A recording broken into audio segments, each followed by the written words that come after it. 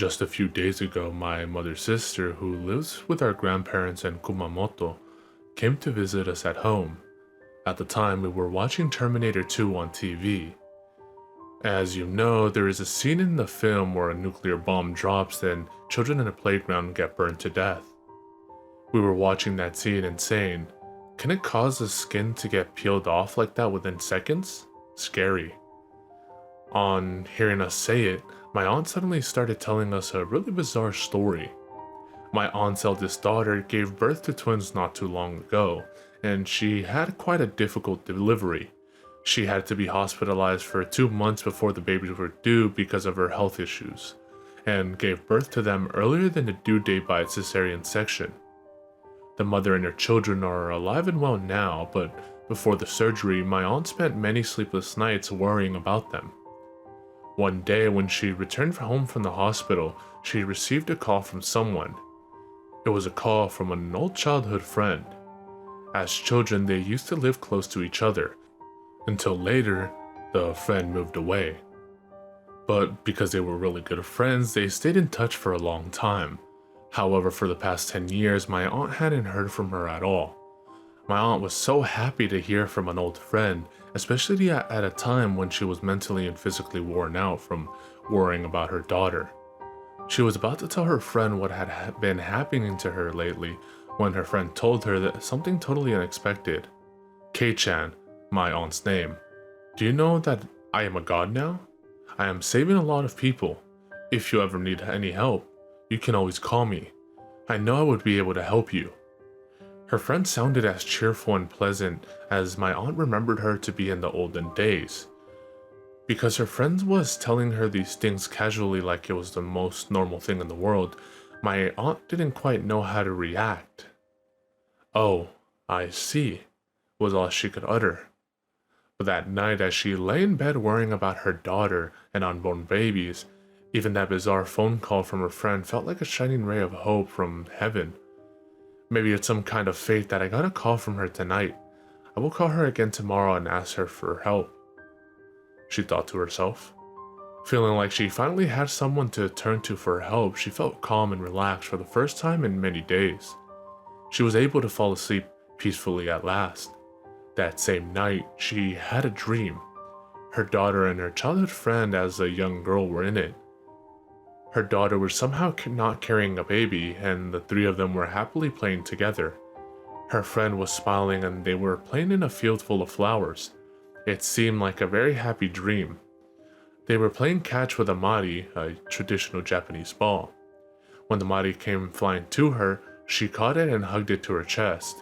But the moment she hugged it, the mari peeled off like skin, and a kind of large half-melted larva popped out from inside of it. My aunt screamed her head off. She wanted to throw it back to someone, but she couldn't possibly throw it to her own daughter, so she looked at her friend while trying to get the larva off of her. But try as she might, she couldn't get it off because it was holding on to her for dear life. Meanwhile, her friend was watching her, laughing hysterically. Her eyes were all black, as if she had two holes in there instead of eyes. The larva's pitiful cries and her friend's ear-splitting laughs overlapped, creating a cacophony that filled the air. My aunt woke up with a jerk. She was covered all over with sweat. After I woke up, I realized that the larva was a baby. I don't know why I thought that. Of course, it didn't look like human, and its cries were like cries of a beast. But somehow I was convinced that it was a baby. In the end, I ditched the idea of calling my friend. I was too scared to do so. Some days later, her daughter gave birth to the twins without any problems, and my aunt soon forgot about the call from her friend. But the other day, when she turned on the TV, she chanced upon a talk show in which a woman bearing her friend's name appeared in it. The woman looked old and haggard, very different from how she had looked in my aunt's dream.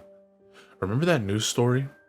A young couple who followed a cult religion were told that if they peeled the skin off of their dead baby, it would bring the baby back to life. The god of that cult religion was no other than the childhood friend of my aunt. As far as my aunt remembered, her friend was raised in a happy, affluent family. What was happening to her life during the period of 10 years when they were not in contact? My aunt told me that she was more sad than scared and couldn't stop crying as she watched her best friend on TV.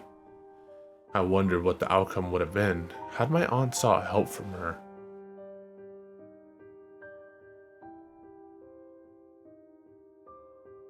I used to work as a photographer for the certain wildlife magazine. I would set up a tent on an animal trail at night and wait for animals to pass through so that I could take photos of them.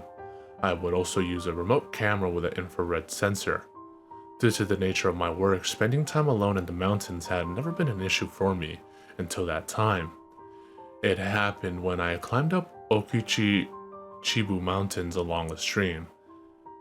I arrived at the spot where I had planned to camp at around 1 p.m. I pitched a tent for one person on the stream bank and got ready to take a nap like usual. It felt much safer than being deep in the mountains, where I knew for sure no other person would come, than being in the middle of a bustling city, or so I thought. After having hanged a radio on a branch of a tree to keep bears away, I went to sleep. When I woke up, it was already quite dark outside. I hung a lantern inside the tent, got my devices ready, and placed a headlamp on my forehead. Now I was ready to go out into the night and take some photos. My heart was filled with excitement and expectation. As soon as I stepped out of my tent, though, I noticed something strange. About 10 meters away from where I was, up the stream, I saw another tent. Its color appeared to be blue. The place wasn't a fishing spot, and it was highly remote and secluded. I had never expected to find anyone other than myself in there. The tent was dark and I couldn't see through inside. Was someone sleeping in there? Anyway, I knew it wasn't there at the time when I set up my own tent. Did they come while I was asleep, without even having made a single sound? But for now, I need to focus on my work. I put the speculations aside and tried to prepare for photo shoots. It was right then that a light came on inside the blue tent. And all of a sudden, the tent became mottled with spots. Their dark hue was seeping through the tent from the inside, making irregular patterns all over the tent. Because of the blue color of the fabric, it was unclear what color the spots really were, but they reminded me of dry blood. Should I say hello to them just to be polite? But that doesn't seem necessary because I was here first and they haven't come down to say hello to me, I thought. But this thought only appeared in my mind to hide from myself the fear I felt from seeing the creepy tent. I decided to relocate my tent to somewhere else, although it would require a bit of work. So I took down my tent and climbed for about 1 kilometer further up the stream, all the while trying to avoid looking in the direction of the blue tent. That ruined my chance of getting any photo shoots done that night. It was nearly 9 p.m. by the time I finished pitching camp again on the upstream bank. I had a quick meal and went to sleep.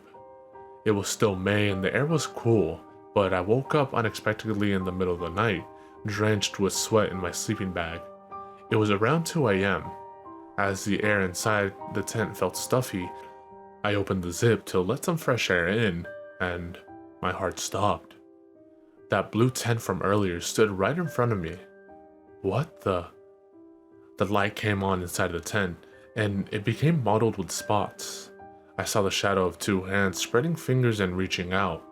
Someone inside the tent is pushing their hand hard against the wall of the tent. I nearly passed out then and there, but quickly got out from the other end of the tent and went around to the side and pointed the light from my flashlight at the blue tent. The person inside it was fumbling around for a while, but after finally having found the zip, they were trying to get out. I ran into the stream without looking back, not caring that my clothes got wet. I ran and ran down the slope of the mountain, stumbling and falling many times through the complete darkness. I even threw away the flashlight as I ran. I stopped running only when I ran out of breath and couldn't move anymore. I crouched down on the spot and waited, trembling, until the dawn came. The next day, I went back to where my tent was with some local people from the foot of the mountain.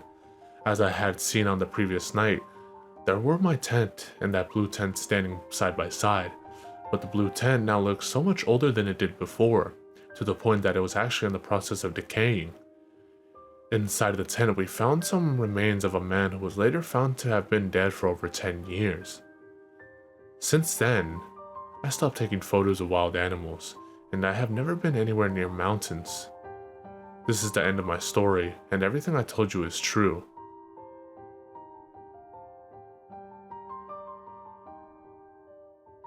When I was a junior high student, cursed letter became popular at school. That day, I had just come back from a PE lesson to my classroom and was trying to take textbooks out from inside my desk when my hand came into contact with a thick brown envelope. On the envelope, it was written with a marker pen, "Make sure you are alone when you read this." I imagined it to be a love letter from someone and took it home without telling anyone. After dinner, I went to my own room and opened it, but the content was something totally unexpected. The student in the photo was bullied by his whole class and hanged himself.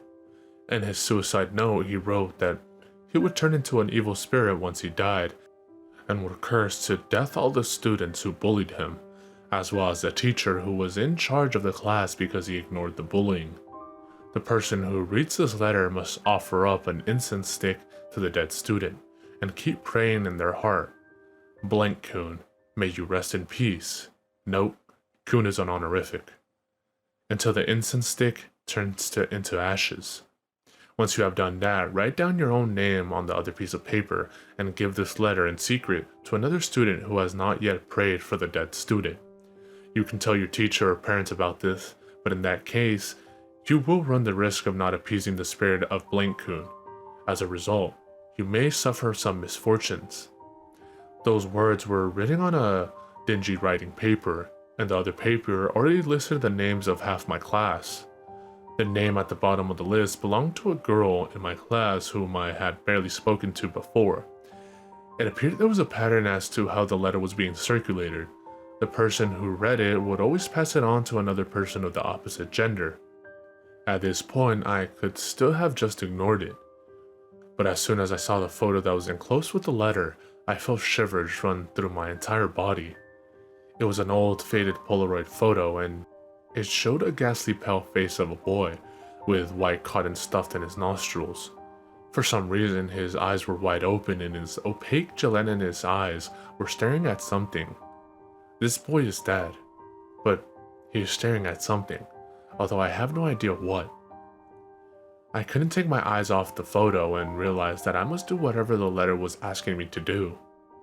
I went to the Kyakuma sitting room and got an incense stick from the Butsudan family altar, and then I prayed for the repose of the boy's soul, in the privacy of my own room, without the risk of being seen by my family members. A few days later, I secretly placed the envelope into the desk of another girl in my class. As I did so, I felt as if a heavy burden lifted off my shoulders. I immediately went off to talk about the letter to one of my friends in my class. I hadn't seen his name on the list and figured it would be harmless to talk to him about it. Who wouldn't pray for the boy after seeing that photo? When I said that, my friend responded with, "A photo? I don't remember seeing one." A month later, after the letter was passed on to another class, everyone in my class started talking about it. More than half of the class claimed that there was no photo in the envelope, while some of them said they saw it for sure. Another strange thing is, two of the girls who saw the photo claimed that they saw a girl in the photo instead of a boy. In the end, it was never made clear whether the story of Blank Kun was true or not. No one tried to look into it further or suggest we check the letter again, because somehow, everyone felt that if someone checked it again, that someone would see his or her own face in that photo.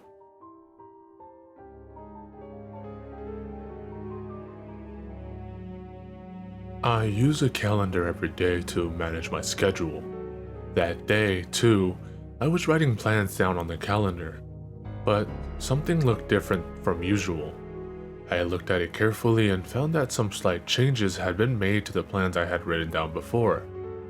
3rd of June, go grocery shopping in a fire. 11th of June, go to municipal office to get the certificate of residence in an accident. 26th of June, Nokio comes at 11 a.m. of an illness. I live alone. I had no idea who could have possibly made those changes. It was really creepy. Because the date was already 29th of June, I thought it wouldn't matter if I just threw away that particular page, and I tore it off the calendar. My heart nearly stopped. Under every single day of the month of July, I saw the following words: "How would you like to die?" I was too scared to see the rest of the pages. I burnt the whole calendar in my garden.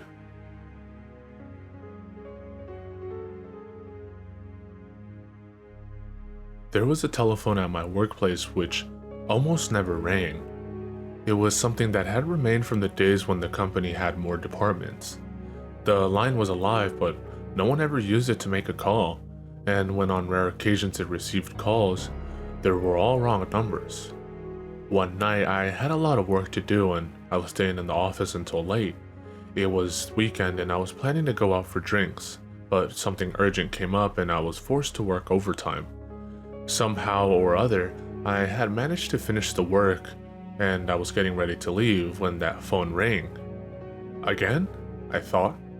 I had occasionally worked overtime until late before, and a few times I had heard the phone ring around midnight. No one makes business calls around this time of night, so it must be another wrong number. That's what I would think to myself every time it rang, and I would just ignore the call. Usually the phone would stop ringing after about 10 rings, but that day, it continued to ring for a long time. I was already beginning to mentally unwind after a hard day's work, and those intrusive sounds were grating on my nerves. I picked up the handset, fully intending to hang up immediately, but before I did, I held it to my ear to make sure it wasn't a fax. Then I heard, "Moshi moshi." Oh good, finally someone answers. A bright voice exclaimed on the other side of the phone. It sounded so cheery that I felt bad about wanting to hang up. I'll tell him he has the wrong number and then I'll hang up, I thought, and answered. "Hello, this is Blank Corporation. I think you might have the wrong number." When I said that, the other person said something unexpected. "Yes, of course, you are blank. How can I not know that, T-san?" I panicked a little when I heard him mention T-san. There was an employee called T who was the chief of another department, but he had of course already gone home. "Sumimasen, this is M speaking. I'm afraid T has already left the office," I said politely, although inside I was thinking how stupid it was for the guy to think T will still be here. "No, you are T-san. I know it, T-san. I would like to come and see you right now." His voice remained cheerful, but he was convinced I was Chief T. I couldn't believe that he expected someone would be available to see him at this time of night. I got creeped out and tried to end the conversation and hang up. I repeated to him that T had left the office and he had the wrong person, but he didn't listen and continued talking in that annoyingly cheerful voice. "T-san, T-san, I want to see you. I'm coming over right now." He repeated the words T-san and "I'm coming over right now" over and over again. That totally freaked me out, and not knowing how to respond anymore, I just stood there listening to him. Soon his voice became a shrill like a fast-forwarded cassette tape, and all I could hear was a high-pitched grating noise. When the noise finally stopped, I heard the man say in a much deeper voice than before, "Just wait there." The moment I heard that, I couldn't bear it anymore and hung up. I must leave the office as soon as possible, I thought. I was heading towards the entrance when the intercom buzzed. I was not in the state of mind to answer it, so I peered into the monitor holding my breath. A tall, gaunt man was standing at the entrance. He was so tall that his head was above the camera and the monitor showed only his body from the neck down. He was holding something in his hand. The intercom buzzed a few more times. Of course, I was not going to answer it. I just stood still, trembling. I kept praying in my mind for him to go away. The man stooped down and stared into the camera. There was a big smile on his face. He was showing his teeth while he smiled. His eyes were black and vacant. "T-san, T-san, are you there? I have come to see you." The same cheery voice I had heard over the phone came through the intercom and echoed inside the empty office. My eyes were glued onto the monitor. The man came even closer to the camera. His vacant eyes filled the entire screen. He was still talking cheerfully into the intercom. "T-san, Are you there? T-san. Hey. The man's head was now swaying back and forth. T-san. His voice became low and deep just like before when we were on the phone. Then he suddenly disappeared from the screen. I couldn't move from the spot in front of the monitor for a while. I didn't know when the man would suddenly appear again. As I continued to stare at the monitor, the day began to break. When I saw the outside getting brighter, I finally felt brave enough to go outside. I fearfully inched forward to the entrance. It was all quiet with no sign of people. I unlocked the entrance and the automatic doors opened. Then something fluttered down to the ground. It was a brown envelope. I picked it up and opened it, and found a piece of human-shaped paper. More creepy stuff? No thank you. I put the paper back into the envelope, and then ripped it into pieces before throwing it away. By then, the sun had completely risen. I went back home and went to sleep immediately, exhausted from the all-night vigil. I spent the weekend in a normal way, trying my best to forget the creepy incident. At the beginning of the following week, when I arrived at the office, I was informed that Chief T had passed away. Apparently, Chief T was hit by a train on last Saturday night. His body was torn to pieces, and they only managed to identify him as Chief T by the driving license he was carrying with him. As soon as I heard that, I remembered the series of events which had taken place at the last weekend, and shivered. The creepy phone call, the man who came to see Chief T, the human-shaped paper inside the brown envelope. I wondered if me tearing that paper up had anything to do with Chief T's death. I attended the funeral feeling depressed. While I was in the office, I tried always to work with my back facing the flowers on Chief T's desk. Although I couldn't be sure, perhaps I was partly responsible for his death.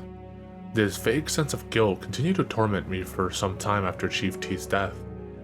Half a year later, just when that sense of guilt was starting to fade away, I again had to work overtime because of some urgent business. Chief A, who belonged to the same department as me, was working overtime too, so there were two of us in the office. Abruptly, that phone started ringing again. It nearly gave me a heart attack.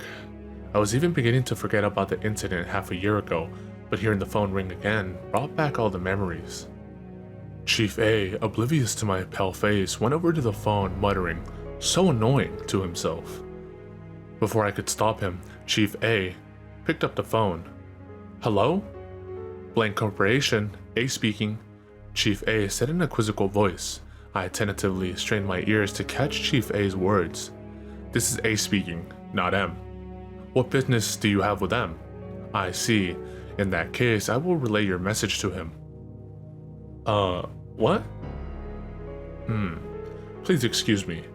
Having hung up the phone, Chief A came back looking grumpy. He said, "That guy was saying all sorts of crazy stuff, and in such a cheerful voice too."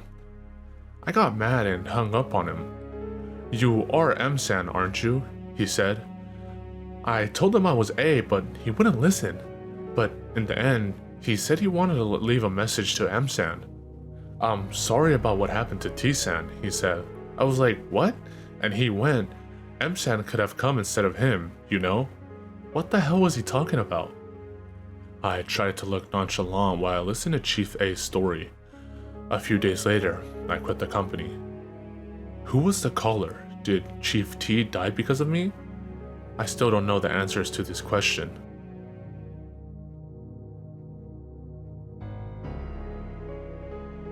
When I was 10, for a period of a few weeks, I kept on having terrible nightmares. I was still a child, so I now have only a vague memory of it, but according to my mother, every night I would scream and thrash around violently on the floor while clawing my own throat. I would then wake up in the morning soaking with sweat. This happened not only once, but continued every single night throughout the period. I was terrified of going to sleep. Soon I fell ill from lack of sleep. I became just skin and bones, and my face turned gray. We went to see doctors and even psychics, but no one was able to tell what was wrong with me. I continued to be tortured by the nightmares. Both my parents became as thin as a rake too from worrying about me. They actually looked more sick than I was. Anyway, As I mentioned it before, I was cured of this condition after a few weeks. And the person who saved me wasn't a psychic, a monk, a Shinto priest, or a clergyman. Can you guess who it was? I'm pretty sure you won't be able to. The answer is a hypnotist. He was an acquaintance of my father, and just an amateur hypnotist, but he once instantly cured a minor phobia of my father's in the past. To be honest, I was skeptical at first, but it became quickly apparent that I was highly susceptible to hypnosis just like my father. Based on this, the hypnotist decided that the best course of action was to make me forget the nightmare. Strangely enough, I remember the content of the nightmare vividly even after I woke up. The hypnotist sensei made me write down the details of the dream on a piece of washi. No, it's a traditional Japanese paper, shaped like a house. It was so painful for me just to recall it. I hated the task. The sensei put the washi inside of a box and pasted an afuda, a Shinto paper talisman, over the lid to seal it shut. He then hid the box in a secret place known only to him and me. I can't tell you where it is exactly, but let me describe it as a place where the box can be easily taken out if needed, but no one else, not even my parents, would be able to find. The sensei said that the nightmare was now trapped inside of the box, so I had nothing to fear anymore, unless I opened it again. And he was right. From that day onwards, I was released from the nightmare. You can't imagine how grateful my whole family was for the sensei, but the box which trapped my nightmare inside was still in my possession. This fact remained stuck in the back of my mind. After I graduated from university and came home for holiday, I suddenly remembered that box. Once the thought of it entered my mind, I couldn't let it go. I remember how scary the dream was, even though it was such a long time ago that I had forgotten what it was about. The fear I felt then left a deep mark in my mind, but very often what is terrifying to a child seems silly and insignificant in the eyes of an adult. Also, being an adult myself now, I could sort of understand the tricks the sensei used to hypnotize me. I wanted to see the box again, so that I can confirm to myself how silly it all was and transform the whole story into a joke. With those thoughts in my mind, I secretly went to get the box. The box still had that afuda over the lid. It looked rather pointless now that I knew that the sensei didn't have any psychic power, and the afuda was merely a tool to reinforce the effect of the hypnosis. I began to scratch at it to peel it off. That was when the scene from the nightmare, which I had completely forgotten for the past 10 years, started to replay itself in my mind, without warning. I was inside a Japanese-style room and looking at the moonlit shoji windows. The bamboo leaves on the engawa were casting shadows on the shoji. There was one squarely cut gap in the shoji at the top, and a round face of a middle-aged man, grinning like Ibisu, was peeping into the room. But I saw only the face. The shadows on the shoji belonged to the bamboo leaves. There was no shadow of the man's body. Behind me were double fusama doors. I knew that there were an endless row of rooms behind them, all divided by fusama in the same way. Coo, coo. I heard some faint sounds like a pigeon cooing.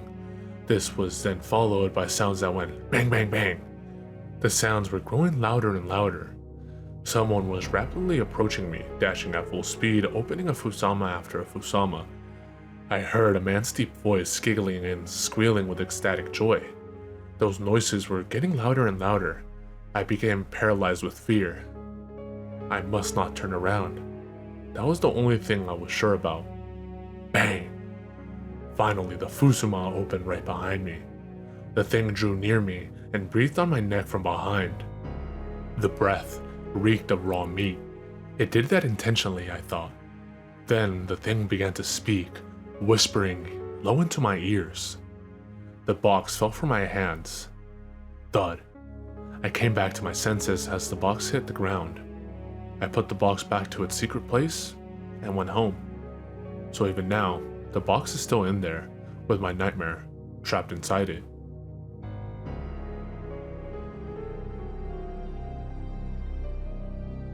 My dad got remarried and I have a new mom, but she is like a classic bitch you'd see in TV dramas. She acts like an angel in front of my dad, but cusses and yells at me when we are alone. Not only that, but she's also stingy as hell.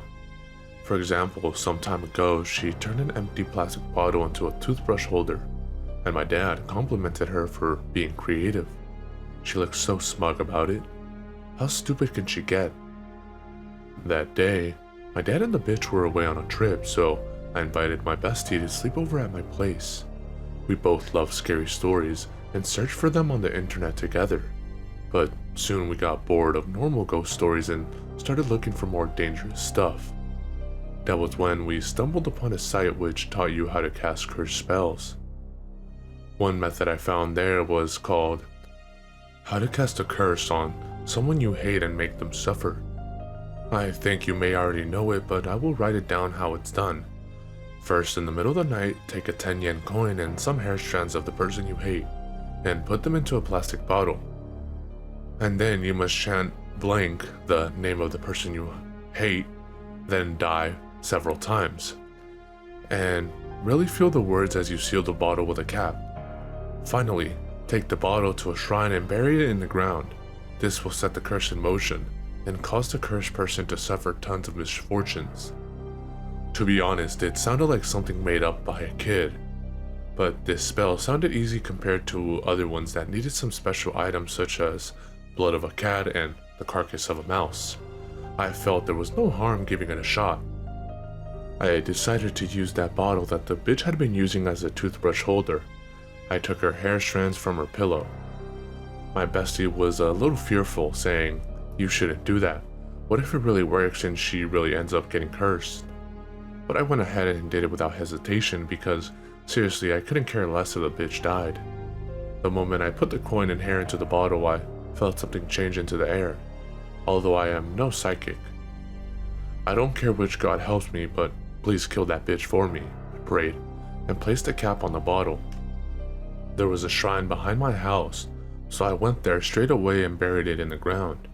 It didn't seem to matter to me so much whether it would actually work or not, because I felt so good simply by doing it.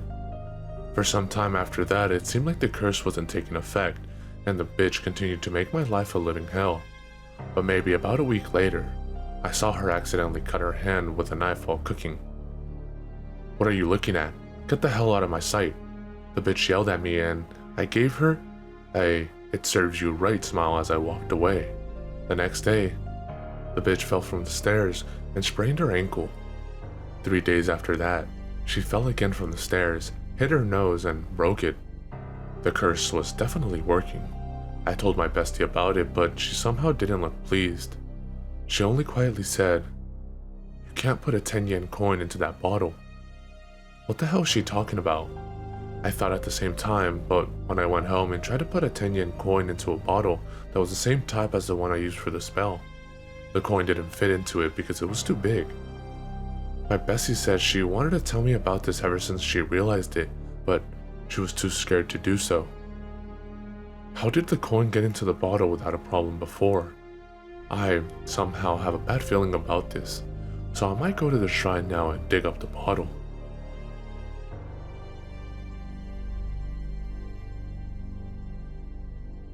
When I was small, my parents both worked, so there was someone called Sakuma no Oba-chan.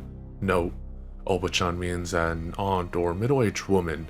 No means of, and Sakuma is a common surname in Japan, who looked after me when my parents were not at home. Oba-chan was not very bright, so she didn't have a proper job. She seemed to be earning her living solely by doing chores for my family and helping out on farms. Oba-chan's job in my house consisted of cooking a dinner for me when I came home from school, and cleaning and doing laundry, and also caring for my grandmother who was often in and out of the hospital. One day when I came home from school, I found Oba-chan wasn't at home, which was very rare. Instead, Grandma, who was usually bedridden, was up, and she was drinking a cup of tea in the sitting room. I wondered why Oba-chan wasn't at home and asked Grandma, "Where is Oba-chan today?" "She hasn't come yet. Grandma replied and took me to the second floor and pushed me into a room like she was locking me in there. "You mustn't come down no matter who visits our house today," she said and handed me a palm juice and some snacks. "No matter who?" When I asked, Grandma gave me a troubled look. "No matter who," she said, and then, "Just shh, okay?" She closed the fusuma, a sliding door in a Japanese-style house, while placing her finger on her lips. I obediently got into a kotatsu, a heated table, and turned on the TV. Later, around 6 p.m., I heard a voice from downstairs. It was Oba-chan's voice. Although I was on the second floor, it was still a tiny house. I didn't have to strain my ears too much to hear what went on downstairs. "Yosuke, my name, hasn't come back home yet?" When I heard Oba-chan say that, I thought about going out to greet her, but then I remembered Grandma's words and stayed lying around inside of the kotatsu. I continued to watch TV while keeping one ear turned towards any sounds that came from the front door. After a while, Oba-chan came back to our house again. "Yosuke isn't back? I went to Mihamaya, my favorite snack shop, but he wasn't there." Grandma replied, "Not yet. I heard him say that he would go to a friend's house, so he might be coming home late today." Of course, she was lying. Young as I was, I vaguely understood that Grandma was trying to hide me from Oba-chan. I remember crawling into the kotatsu and trying my best to stay quiet. Then the sun went down and it was all dark outside. Oba-chan came yet again. "Yosuke is back home, isn't he?" Grandma replied in a sharper tone of voice, "No, not yet. Don't worry about the dinner tonight and go home." Grandma turned her away at the door. After some more time had passed, my parents came back home at around 8 p.m. I heard Grandma's slow, careful steps as she climbed up to the stairs to my room. She said to me, "You can come downstairs now." I then had a dinner at a much later hour than usual. That night, Oba-chan was found dead by hanging herself in a bamboo grove near our house. Her suicide note stated something like this: "I have no hope and decided to end my life. I feel so lonely dying alone." What was Oba-chan, who had no family or relatives to depend on, thinking when she was trying to find me? Whenever I start speculating about it, I become scared and a bit sad at the same time.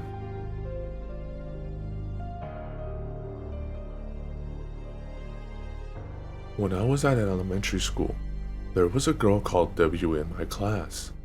She suffered from some kind of congenital disorder which caused her to have constant skin inflammation and also speech problem.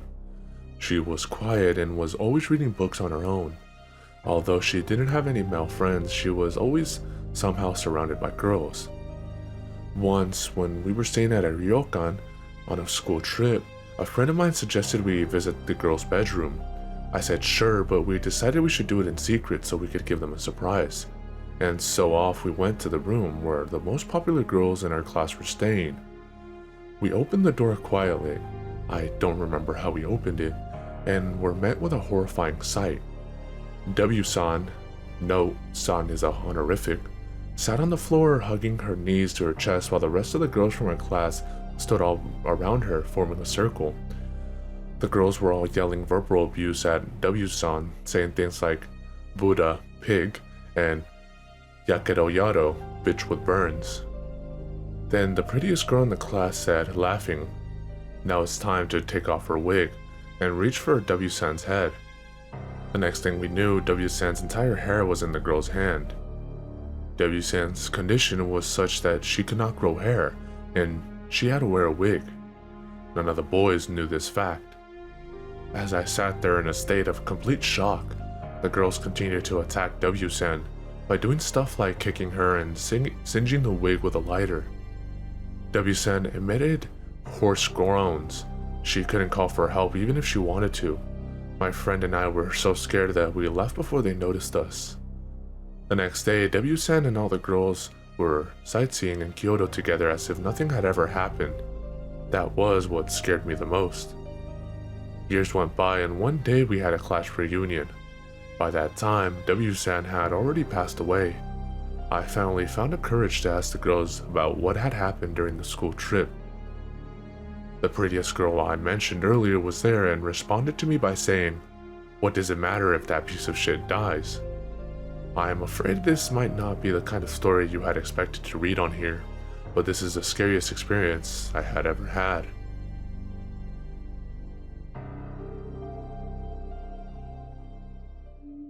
A group of 8 high school students, 4 girls and 4 boys, met in a house to tell one another ghost stories. The night came and they decided to do a kimodameshi, a test of courage, but the main reason for doing so wasn't to test their courage, but it was that they could play the game in a boy and girl pairs. It didn't really matter where they went, so they just chose to go to their high school. Their high school building was very old. It was nearly 100 years old. In the dark, the building looked more formidable than it did during the day. The group duly split up in 4 pairs. They couldn't go inside the building, so all they did was walk around the school ground once, which would take about 20 minutes in all. The group's spirit was high and there was a lot of loud teasings as the first pair set off. 20 minutes passed, and then 30 minutes, but the pair didn't show up. "Wonder what kind of things they're doing all by themselves," the second pair said jokingly as they set off into the dark, but they too did not come back. By then, the ones who were left behind were starting to feel uneasy. The third pair left, assuring the remaining 2 that as soon as they'd finished the game, they would come back on the double and that if possible, bring all the others back with them too. However, this was not to be since the third pair also disappeared. It had already been more than 2 hours since the first group set off. The girl of the last pair got scared and broke down in tears. Her partner said to her, "Don't worry, I'm going out there alone to find out what's happening. If I don't return in 30 minutes, go straight to the police. Don't wait for me, okay?" Then the boy ran off.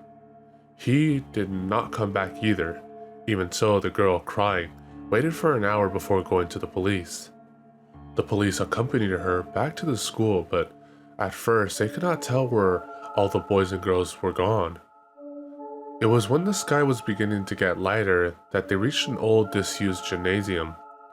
The police went in there and saw that the door to the lavatory was open. When they stepped inside the lavatory, they found the missing 7, all hanging by the neck from the ceiling.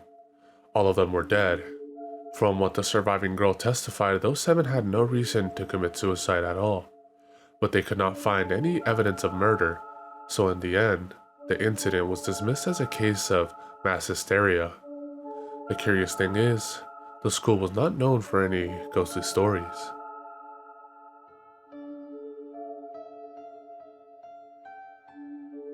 This is a classic Japanese ritual for summoning a ghost called Hyako Monogatari, meaning 100 tales.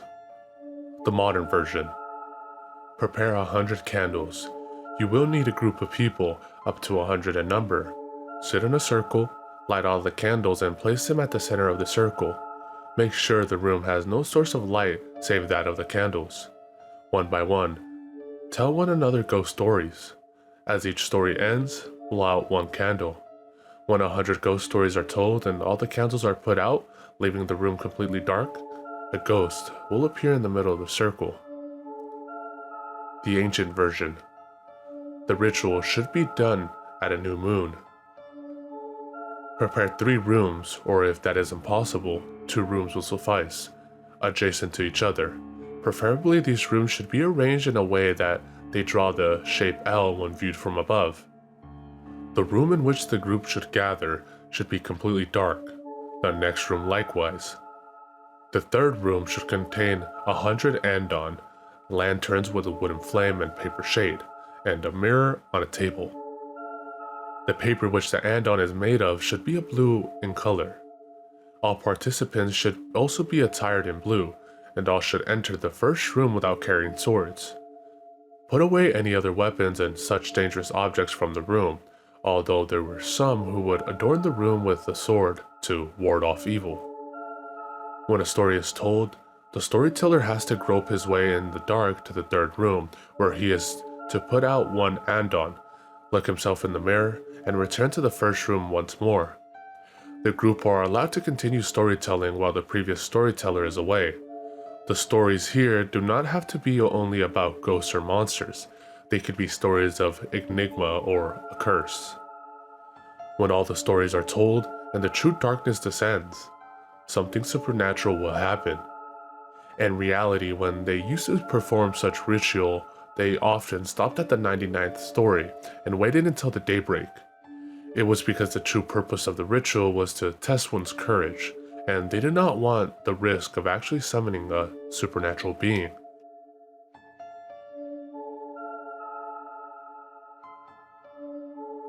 A photographer went to a snowy mountain with his assistant, having been commissioned to take pictures for a magazine article. They stayed at a log cabin, and a few days had passed when the assistant had an accident and injured himself. At that point, their work was still unfinished and they felt they could not go home unless they finished it first, so they decided to stay on the mountain. However, the injury got worse and worse until the assistant suddenly died from it a couple of days later. Even so, the photographer would not go home. He was very committed to his job, and to leave the work unfinished was unimaginable to him. He decided to bury the assistant by the cabin and continue to work on his own. The following morning, when the photographer awoke, the assistant's dead body was lying beside him. "I'm sure I buried him." He was deeply puzzled. He went and buried the body again before going off to take pictures. But the same thing happened again the following morning, and the morning after that. On his final day, he decided to set the camera to automatic mode and place it by his sleeping bag, so he could see what went on during the night. The next morning, the dead body was there beside him as he had expected. He buried it again, and then climbed down the mountain. When he got home, he developed the pictures he had taken the previous night. And there in the pictures, he saw someone get up, go out of the cabin, carry the dead body back on the shoulder, and lay it down beside his sleeping bag. And that someone was no other than the photographer himself.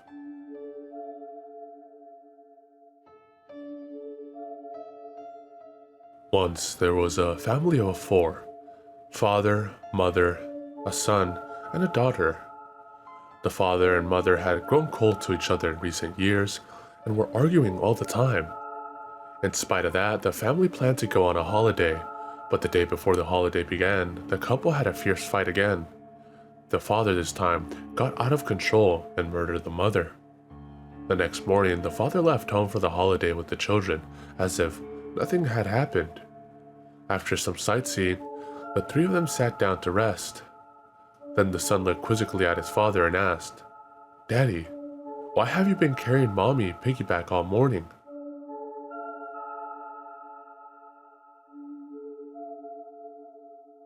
This is a true story I heard from my friend N. A very sad and painful story of what happened to Ikumi, pseudonym, whom N had been friends with since primary school. Ikumi lost her father before she entered primary school, and her mother brought her up alone, working hard day and night without rest, sacrificing everything to get her daughter into high school, even university. It wasn't long before all that hard work started taking its toll on her and she collapsed. But as soon as she got a little better, she started working again, only to collapse soon after. The same pattern repeated itself again and again until the day came when she couldn't get up at all. The mother realized that she had not long to live and gave Ikumi an amulet, saying, "I am sorry, Ikumi. From now on, you will have to survive on your own. But if one day you found life really hard and thought you couldn't go on anymore, please open this amulet." Very soon after that, the mother passed away. Ikumi cherished the amulet and never parted with it except when she took a bath. One day, Ikumi and her friends, including N, went to a public swimming pool, and when they were getting ready in the changing room, their talk turned to Ikumi's amulet. Her friends got very curious and begged Ikumi to show the content of the amulet. Ikumi at first refused, but thinking it had been a long time since her mother passed away, and maybe it was alright to take a little peek, she decided to open it. Inside the amulet there was a small folded paper. What? Is this all? Ikumi couldn't help but feel a little disappointed. She took out the paper and unfolded it. On there it said in shaking handwriting, Ikumi, die.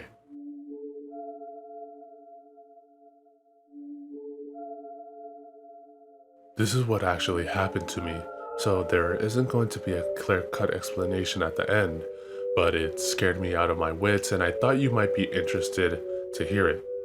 It was about 3 years ago. It was my first summer since I started university and began living on my own. Previously, I have never bothered to get a mobile phone before, because when I was at school, we had a spare telephone handset at home, and I would use that when I needed to a secret chit chat with my girlfriend, etc. But then at university, everyone around me carried mobiles, and they all told me how handy it was, so in the end, I was persuaded to buy one myself. Now, I can't live without it. Anyway, my story is going to involve the mobile. It was around 2 or 3 a.m. My mobile suddenly started ringing. Being a student, it wasn't unusual to get phone calls at out hours, but it was very late, anyhow, and as I wasn't yet used to hearing the sound of the sharp ringing tone in the middle of the night, I jumped out of my bed half in a panic and lunged for the phone. "Hello?" I said. Zzz, zzz, zzz. There wasn't no answer. "Hello?" Zzz, zzz. Still no answer. All I could hear was the sound of heavy rain. Wherever the caller was, it must have been outside and it was pouring buckets. And probably very cold too. Trivial thoughts like these flickered through my mind as I continued vainly to get some response. I didn't think about hanging up, as I was still feeling groggy and wasn't thinking very clearly. I don't know how long it took, but after some time I finally heard a voice. It was the voice of a middle-aged woman, perhaps in her 30s. "Hello," I said again for the 100th time. "Hi, do you have any idea where my mobile is?" said the woman. "What? Your mobile?" "Yeah, my mobile. I've just lost my mobile." "Well, that's too bad. I'm stuck in the middle of a mountain. I'm coming over to you right now." "What? Mountain? What do you mean?" Beep, beep, beep. The woman hung up before I could understand what was going on. For the next few minutes, I just stood there, simply stunned, but then a thought hit me which made me wide awake in less than a second. It dawned on me that the number on the display started with 090. 090 are the standard digits used at the beginning of a Japanese phone number. And also, I had no clue whatsoever about who the hell she was. Once I got my mind working, I started noticing other really odd things about the call. So she's in the middle of a mountain, in this rain, and at this hour? Why and how could she call from there? Mobile? Didn't she say she lost her mobile?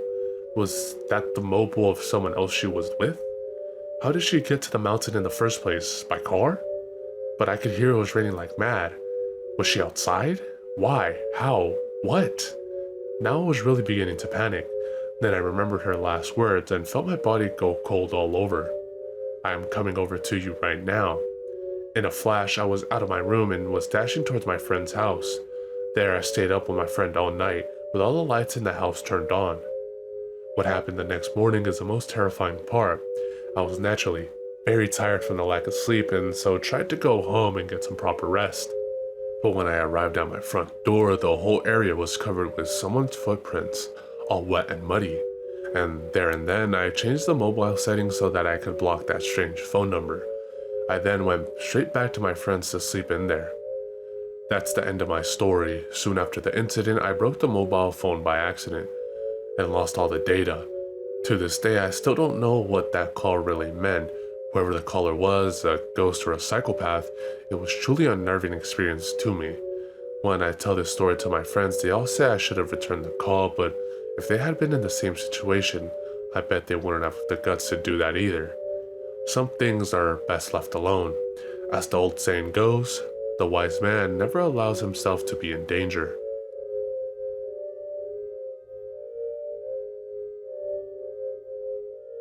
One summer night, I was working late in the office with my colleague. Suddenly, my colleague said, "I can hear some strange noise. Can you?" "Really? I don't hear anything," I replied. "No, I can definitely hear something," he said. "It's like a woman sobbing." I stopped typing and strained my ears to listen. I still couldn't hear anything except a distant rumble in the sky. It was thunder. Thunder was something to be afraid of. If we had a blackout, all the data we have put in so far would be lost, and in the worst case scenario, our motherboard could get damaged as well. We were nowhere near the end of our assignment, but we decided to quit there and then go home. My colleague was reluctant to go home alone, but we were going different directions, so there was nothing I could do. We said goodbye in front of the company's building, and I took the Meijo line from Sakai Station. Today's work was as usual, demanding. As I sighed, I heard the patter of raindrops. Damn, it's raining. I haven't got an umbrella with me. I clicked my tongue and tried to think which convenience store was the closest to Hibino Station where I was getting off at. The train came to Kaneyama. At night, all trains on the line went to Aratamabashi, and so I had to get off there to change. I stepped onto the platform. Then it suddenly hit me. Rain? In the underground?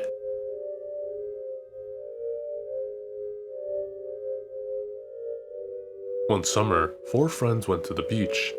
The group was made up of 2 men and 2 women. Let's say the men were called A and B. The women C and D, where C was A's girlfriend and D was B's girlfriend. The 4 friends had known each other for a long time and lived in the same apartment block. B, C, and D went into the same car. A had a motorbike and rode on his own. When it was time to go home, B said, "Shall we have a race and see who can arrive home at first?" A agreed, and the motorbike and the car started a race. The car was the first to arrive. B and his girlfriend D were thrilled that they had won, but C, who was A's girlfriend, was not so happy. She knew A was a very skillful rider and had been so sure that he would win the race as it happened. A was still nowhere in sight. He never came home that day. The next morning, B and D went to C's room to tell her sad news. "Well, I really don't know how to say this," B started. "I got a call from the police earlier this morning who told me that A had been in an accident. He was speeding when he hit the guardrail.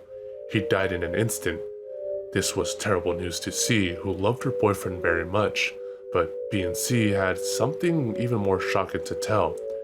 I said before that we had a phone call from the police, but well, now, don't be upset. Immediately after that call, we had a visitor. A visitor? Yes, and when I asked who it was, guess who answered? B paused. C could see the two were now visibly shaking as B opened his mouth again. The person said that it was A. C was not sure if she'd heard right. She just stared at them incredulously. We thought it was some kind of sick joke, and I was about to go out and give him a piece of my mind, but then I realized, how could anyone know what had happened to A when we were the first to receive the news? No one could have thought of playing such a joke. I thought of that, and then I got really scared. I couldn't open the door. Luckily, after waiting for a few minutes, he went away. B and D warned C not to open the door if the same sort of thing happened to her. They believed that the person who came to them was A's spirit, and that the accident came so sudden that A was unaware of his own death. If C opened the door, they said, he might try to drag her away with him to the next world. After B and D left, C spent the rest of the day crying alone in her room, remembering all the wonderful times she and A had shared. Then the night came. C woke up by a loud knocking on her door. "It's him." C tried to stay calm and ignore the knocking, but it would not stop. "Hey," said A, "it's me. Open up." C went to the corner of her room and covered up her ears, but after a while, with all the wonderful memories still fresh in her mind, she could not resist anymore. "Please, open the door, it's me." The knocking was getting louder and louder. C went to the door silently. Through the curtain, she could see the outline of A's form. He was standing right there in front of her, just beyond the door. C nearly opened it. Before remembering her friend's warning, A was dead. He had to understand that. Shaking and crying, she shouted in a desperate voice, "A, please, you're dead." The knocking got even louder. C thought that she could at least help him see the truth and leave this world in peace. Mustering all her courage, she finally pushed the door open. "A, you're dead." "No, you are the ones that are dead." At that, she lost consciousness. When she next opened her eyes, she found herself lying on a bed in a hospital. To her amazement, A, who she thought had died, was standing beside her. He was crying with joy. C did not know what was going on. A started to explain. After I'd done the race and arrived home, I waited for you three to turn up, but you never did, he told her between sobs. So I rode back the way I came and saw your car all smashed to pieces. B and D, who were seated in front, were dead on impact. You got away with only a few injuries, but somehow you've been conscious all this time. As all the facts started to sink in, C began to understand what had really taken place and went deathly pale. It seemed B and D, who had met an instantaneous death, had stolen into her mind, and through the dream, tried to lure her away from this world. If C had done as they asked, and not opened the door, she too would have been dead, for real.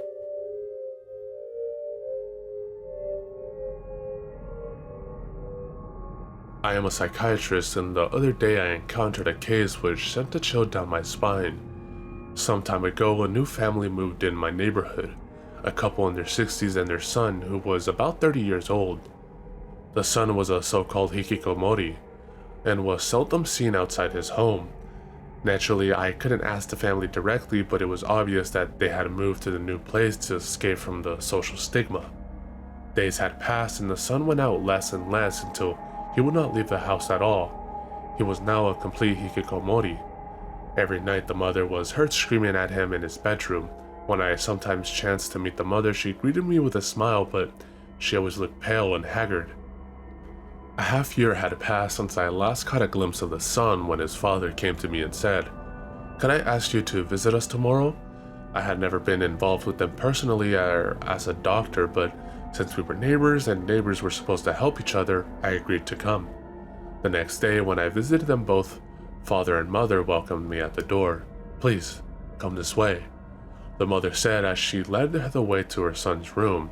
When we came to the front of the room, the mother suddenly shouted, "I'm going to open the door." As soon as she burst in, she shrieked, "Why are you still sleeping? Get up!" She tore the duvet off the bed. I saw what was lying there and was struck dumb with disbelief. There was only one faceless, unclothed mannequin lying on the bed. Then the father told me, "The person I want you to see is my wife, who cannot bear to accept the reality."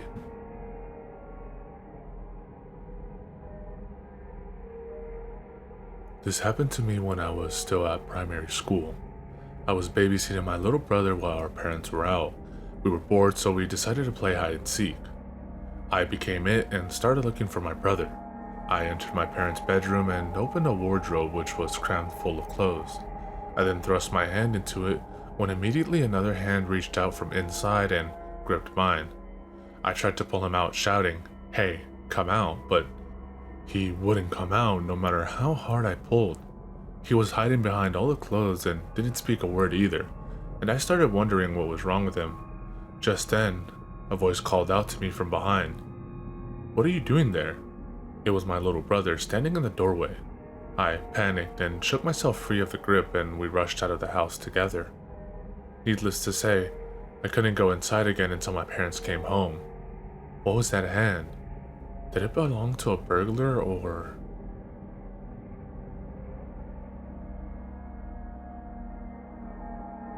This is a story I heard from my friend, who works in an estate agent.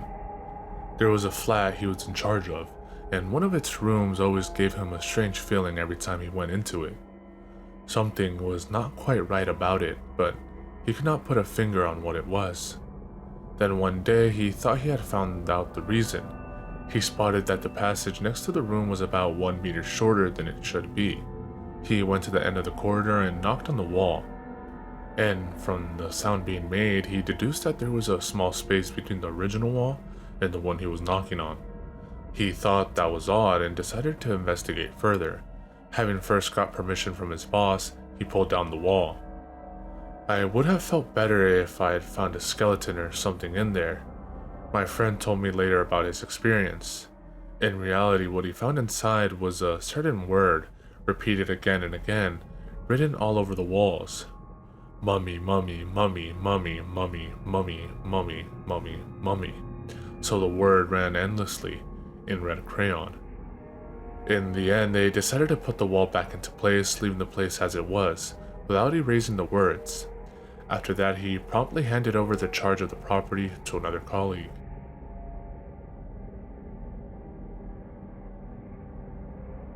A couple were enjoying the drive through the mountain. Suddenly, they notice a child standing ahead of them. The man slams on the brakes and manages to stop the car. He gets out of the car to check, but the child has disappeared into thin air. Then he notices that they are on the edge of the precipice, and had the man not put on the brakes, they would have been dead. The woman says, "I know now. The child was trying to warn us of the danger. It was a good ghost." But immediately after she said it, they heard a child's voice from behind. "You should have died."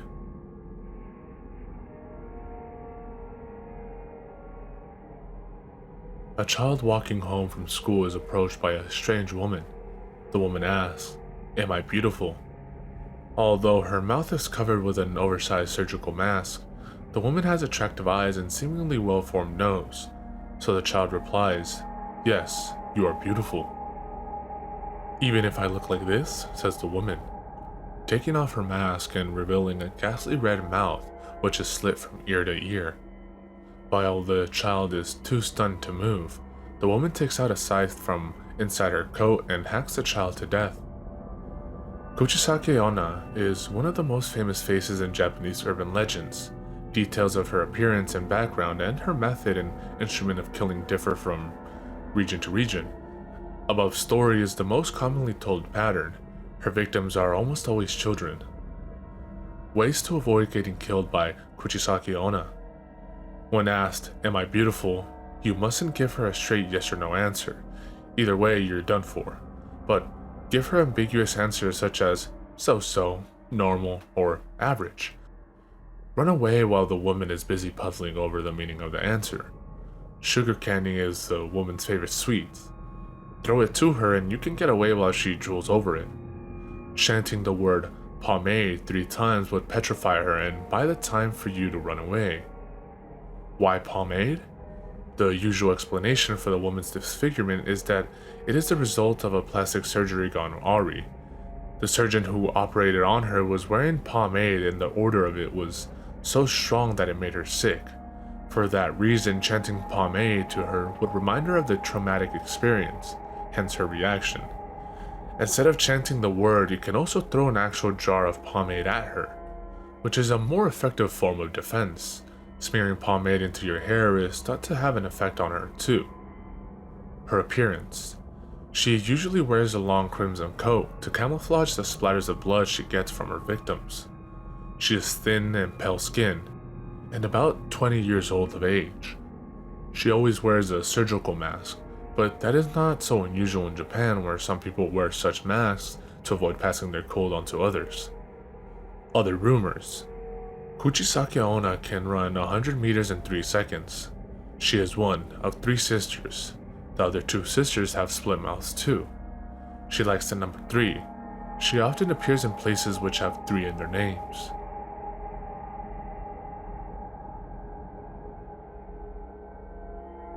It was past 10 in the evening. I thought I was the only passenger on the bus, but I heard children's voices from behind. The children were apparently talking about a ghost story, Child A, and if you turn around, the ghost will snatch you away and carry you to the afterworld. I recognized the voice. I often saw these children on the same bus after work. They went to a nearby school, Child B. Then that's easy. All you have to do is make sure you don't turn around. Child A. Yes, but I heard you can't help but turn around. The ghost would try all sorts of tricks on you to get you to turn around. We were getting close to the bus stop where these 2 usually got off, but it looked like they didn't notice it. I thought I should warn them because I didn't want them to go home late. So I turned around and said, "You are getting off here, aren't you?" Child A. See? I told you so.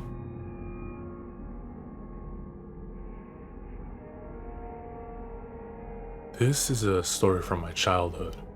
When I was a child, I lived in a rented 2-floor house. Both my parents worked, so I was often alone when I came home from school. One early evening when I came home, the house was still dark. I called out, "Mom?" And I heard a voice said, "Yes?" from upstairs. I called her again and again got the same "yes" reply. I felt she was calling me and climbed up the stairs. When I reached the first floor, I called her once more and the voice "yes" came from the furthest room. I felt both uneasy and a strong urge to see my mother and started to walk towards the room. But just that moment, I heard the front door downstairs open and my mother come in, carrying a lot of shopping bags. "Shunsuke, my name. Are you home?" My mother called in a cheery voice. Hearing her voice made me feel instantly better and I turned back to go downstairs at once, but not before I had a quick glance towards the room. While I watched from the top of the stairs, the door to the room slowly opened a crack. For a brief moment, I saw something strange in there. It was an unnaturally pale face staring at me.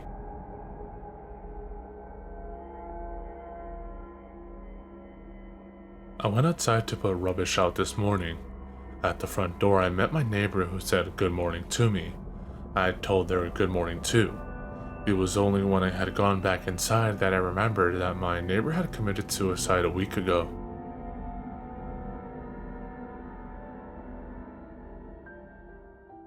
There was once a girl who had been diagnosed as having only 3 more months to live. When her friends came to visit her in the hospital, the girl's mother, hoping to make the best out of the occasion, got the idea of taking a picture of them together while the girl was still relatively well. So she took a picture with the sick girl in the middle, sitting up on the bed, and her 2 friends on either side of her. Only a week later, after the picture was taken, the girl's illness took a turn for the worse, and within less than 3 months, she passed away. The funeral was held, and the girl's mother was just beginning to come to terms with her loss when she remembered about the picture she took in the hospital. She went to a shop to have it developed, but when she had the pictures back, she couldn't find that particular picture. When she asked the shop owner about it, he said, "I'm sorry, I made a mess of it." The mother, however, got suspicious and asked him again what became of the picture. She said it was the last picture of her daughter she took before the girl died and begged him to give it to her. "I really think you shouldn't see it," said the shop owner. "You just stay calm, ma'am, okay?" he said before cautiously taking out the picture in question. And there it was, the picture of the 3 girls. But one thing was different. The body of her daughter, who sat in the middle, looked as though it was mummified. The mother was very upset, but she took the picture home nevertheless, telling the shop owner that she wanted to have it purified by a shaman. When she was at the shaman's, the mother asked her what implications the sinister picture had, and there again the mother was met with a wall of silence. But as before, the mother would not give up and begged the shaman to tell her the truth. The shaman in the end gave in to the mother's persistence entreaties and opened her mouth. She said, "To my regret, your daughter has fallen into hell."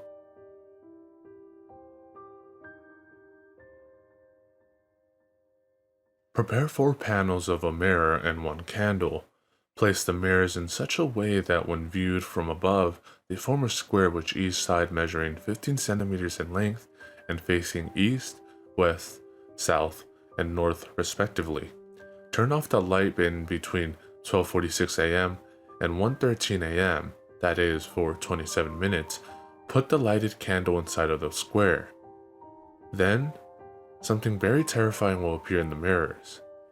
Once there was someone who tried this ritual, but seeing the image shocked him so much that it turned him mute. And so what was really reflected in the mirrors still remains unknown. The terror drove him to gouge out both his eyes while he was in the hospital. The only words he managed to utter before he died were, "I wish I had never seen it."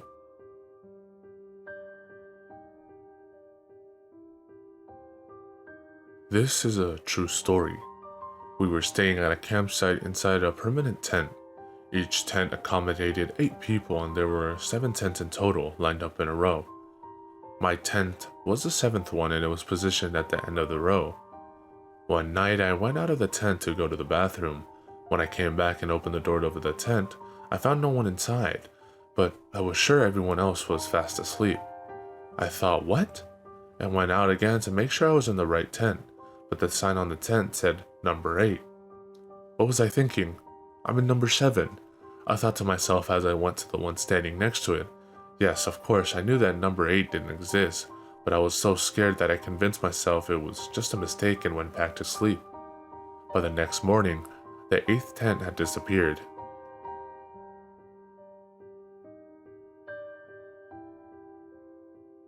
A family of 4 was staying at a country inn. Late one night, the mother found her daughter murdered in a toilet. Her face had been knifed so many times it was almost unrecognizable, and her tongue was missing. The toilet cubicle had one latticed window measuring 30 centimeters wide and 10 centimeters high, and also a small ventilator, but these were too small for anyone to get in from the outside. The door was locked. Who killed the girl and how? The police proceeded to question the couple who ran the inn and their only son, and any suspicious person seen around the area, but what with the perplexing problem of the locked cubicle? It was thought that the case would remain unsolved forever. Then the son of the inn owners one day turned up at the police station accompanied by his parents. The parents said, "We couldn't talk to you frankly because we were worried about the neighbors' prying eyes. But something dreadful has happened and we would like to tell you." The parents continued, "Our son likes filming people secretly, although we have always reprimanded him for the distasteful hobby. It turned out that he was there at the time of the murder. He was filming the toilet cubicle from the space above the ceiling when the small window opened and something entered holding well, I think you better see the rest for yourself."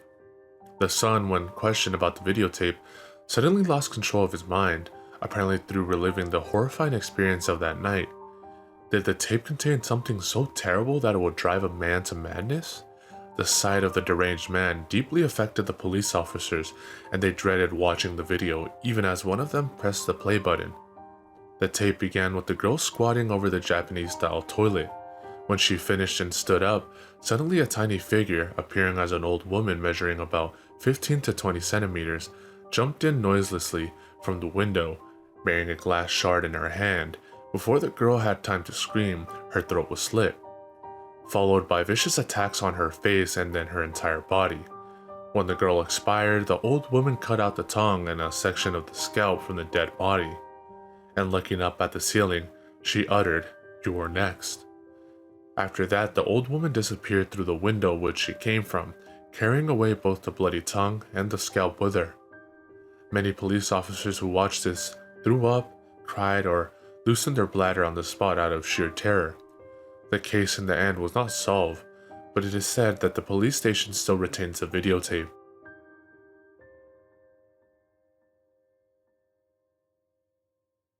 A girl dreamt she was being chased by a stranger. The girl ran and ran, shouting for help, but soon she was caught and knifed to death. She woke up screaming. One day she was strolling in the park when she spotted a man walking towards her. To her shock, he looked exactly like the man who murdered her in her dream. She panicked and ran straight to a nearby telephone box to call her friend, thinking she could get help. The man, while she was still on the phone, walked right past her. The girl, relieved, got out of the telephone box and started walking again, but she was astonished to find that once again the same man was coming towards her. Her heart was beating hard and her hands turned clammy with cold sweat. She was aware that this time she had nowhere to hide. She looked down and tried to quickly walk past him, and then, just as they passed each other, the girl heard the man mutter under his breath, "Why the hell is it different from the dream?"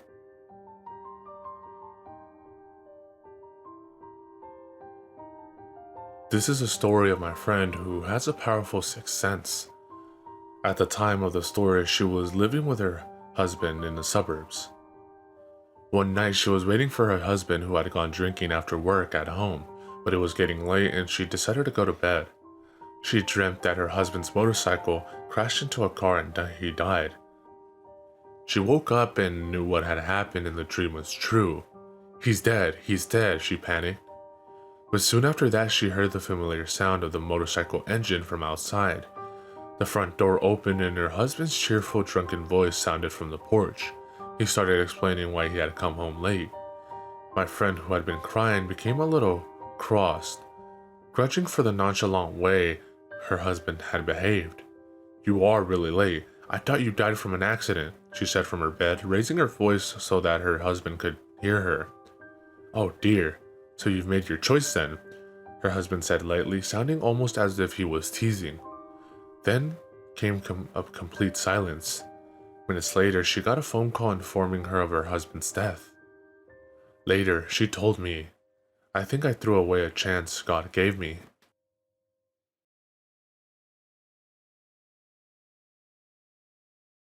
My friend told me about the worst nightmare he had ever had. In the dream, he was walking alone in the desert. Somehow, he was carrying a spear in his hand. After some time, he saw someone crouching on the sand in the distance. As he had been feeling quite lonely, he quickly ran up to the man. But when he bent over to help him, he saw that the man was no other than himself. In an instant, he was overcome with fear and, without further thought, he hacked the man to death with the spear. He then started running, trying to get away as far from the place as possible. However, he soon stumbled and sprained his ankle. There was nothing he could do except crouch down and stay still, and while he was at it, he casually looked up and spotted, in the distance, his double walking towards him with a spear in his hand. Then, he woke up.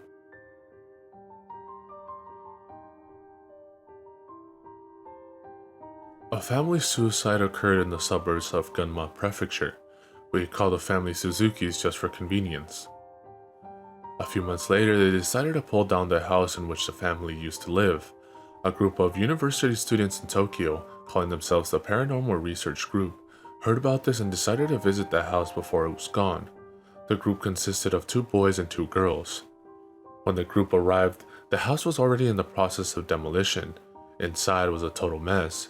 They went in and with a video camera in hand started exploring. "Hello, Mr. and Mrs. Suzuki. Please excuse us." Laughing and joking, they shouted in the empty house. "Is this your kitchen?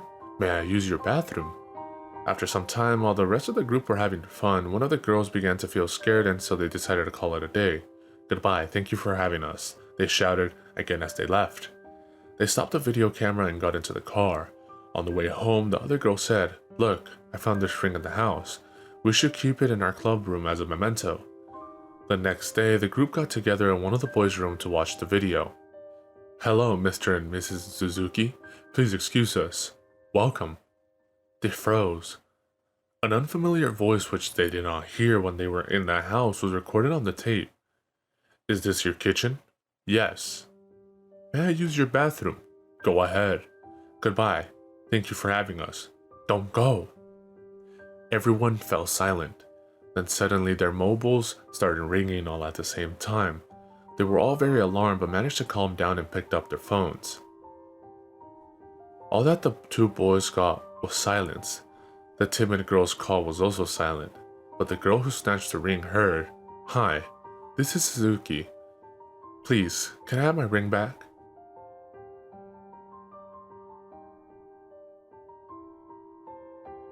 This is a story I heard from my friend at university. A man, let's call him K, got whiplash in a car accident and decided to convalesce at home for a week. K was married, but his wife was also working, so he was all alone during the day. For the first few days, he enjoyed the freedom, but when the 3rd day came, boredom began to set in. Still, he had to stay in because an injury kept him from going anywhere. Then one day past lunchtime, he was watching TV absent-mindedly when he heard heavy stamping noises and children's voices from upstairs. He didn't pay much attention to it, although he wondered if they were on a school holiday. The next day, he again heard the same children's voices, around the same time as the previous day. It sounded like they had 2 children up there. The place where Kay lived was a large apartment block, but in spite of that, it tended to be very quiet during the day. The children's voices, therefore, echoed loudly in the contrast to the quietness of the surroundings. Kay, however, did not feel annoyed, but was rather glad of the distraction and a break it gave him from the eerie silence. The next day, Kay, feeling bored and not motivated enough to cook lunch, ordered some pizza. The pizza, which arrived within 30 minutes, turned out to be too much for Kay that he left one whole pizza untouched. Usually he would keep any leftovers for his wife, but this time he remembered about the children upstairs and, willing to do something kind, he decided to take the pizza to them. Kay had no idea who the occupants of the rooms upstairs were, but rang the doorbell anyway. He heard something stir inside, but there was no answer. He rang the bell again. He felt someone was looking at him through the peephole. "Who is it?" a faint voice called out from behind the door. Kay explained that he was from the room below and that he had some pizza left from lunch and wondered if they wanted it. The door opened a crack. It looked unusually dark inside the room. From the gap about 5 centimeters wide, a woman appeared, revealing only half her face. "Thank you very much, but we don't want it," the woman said coldly. It was a little too dark to discern her facial expressions. Kay suddenly felt he was somehow out of place, like he shouldn't be there. However, he tried to explain to her that he wanted her to give the pizza to the children. A lukewarm air breezed out the door. He smelt an unpleasant odor. In an instant, 2 children's faces lined up below the woman's face. The door was still open, only a crack. The dull eyes of the children stared at him. The 3 faces were forming a line. "I see, then. I will accept your kindness," the woman said. When Kay put the pizza box through the gap, a hand reached out right from the side and snatched it away. The 3 faces were still staring at Kay. "Thank you," he heard the faint voice again. Kay quickly left the place. He felt spooked. In the corner of his mind, he sensed something was seriously wrong. The image of the children's faces had left a burning impression in his mind. Faces. He felt a chill down his spine. Faces. They were forming a line. His pace quickened. He wanted to get away as fast as he could. He waited for the lift, but it would not arrive. Forming a line vertically on top of each other. He pressed the button again and again, but the lift still did not come. He turned to the emergency stairs. His head throbbed with pain. He began to feel nausea. Just as he opened the heavy door leading to the emergency stairs, he felt eyes on his back. Turning around, he glimpsed about 10 meters from him the same 3 faces looking at him from the corner of the corridor. Like before, they were showing only the half of their faces and staring at him with their dull eyes. The cold daylight shining through the windows illuminated their faces. No longer caring about his neck, he frantically ran down the stairs. Although the health-conscious Kay often used stairs instead of a lift and could even run up 4 floors in one go, he felt as if no matter how fast he ran, he would never reach the ground floor.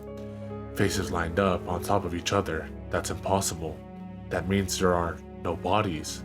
And the strange things I saw behind the faces were hands holding up the heads. He ran into the nearest convenience store and asked the people there to call the police. The police came and searched the flat and found the bodies of the mother and children in the bathtub. These bodies were headless.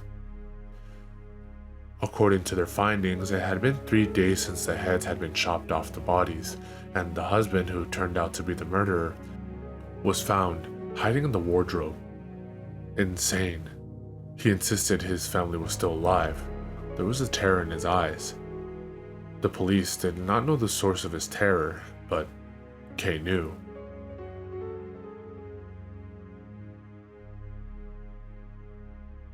A girl made up a story and published it on the internet as a true story. The story went like this. There was a park where if you went, you would see a boy always playing on his own. He would say to you, "Let's play together." If you answered yes, you would be killed, but if you answered no, you could go home safe. The story quickly spread among children. One day, the same girl went to a park and saw a boy actually playing there. The boy said to her, "Let's play together."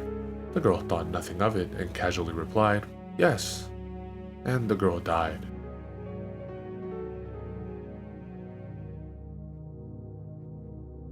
This happened a few years back on a New Year's Day. All night long I had been out with my friends. When I came home in the morning, I just collapsed on my bed.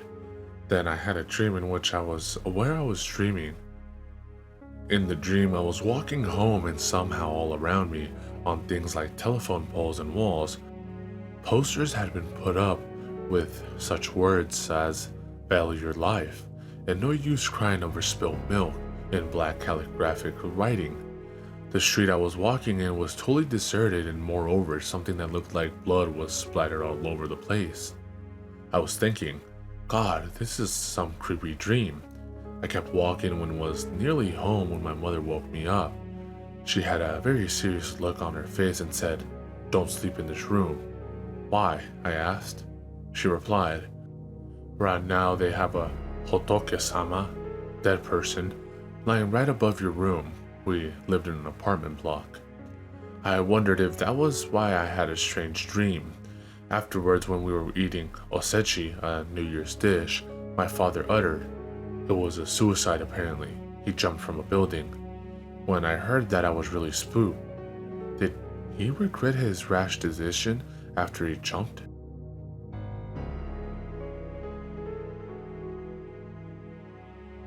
It had been a week since my colleague stopped coming to work without leave. When I went to his place to check on him, I found him lying on his bed hiding under covers. I asked what was wrong, and he replied, "That woman over there says I mustn't go out." I had looked at where he pointed, then I saw in the narrow crevice only a few centimeters wide between the fridge and the wall, a long-haired, paper-thin woman was staring at us.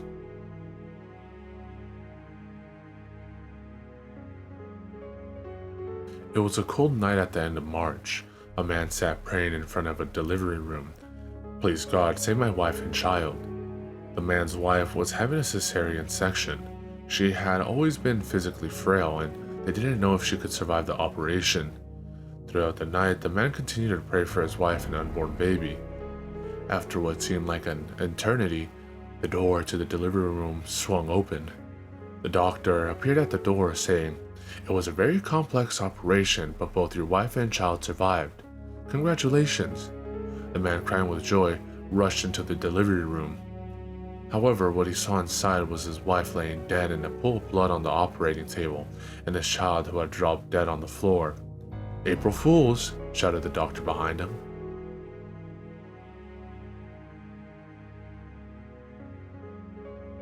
Late one night, after working overtime in an office, a man called F picked up a taxi. The taxi driver was a friendly man, and for a while they merrily chatted away. Sometime later, the taxi began to climb up a dark hill.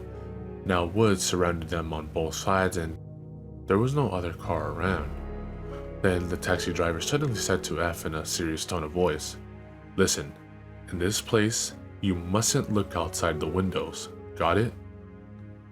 F was perplexed at the driver's abrupt change of mood, and "Yes" was all he could reply.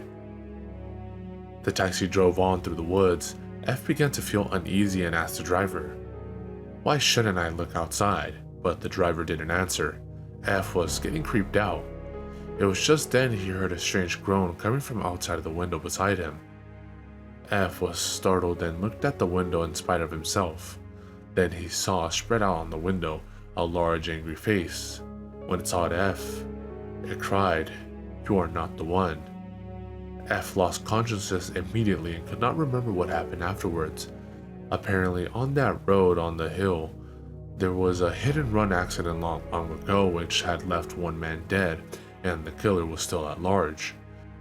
Since then, the dead man had been appearing on the road every night, looking for his killer.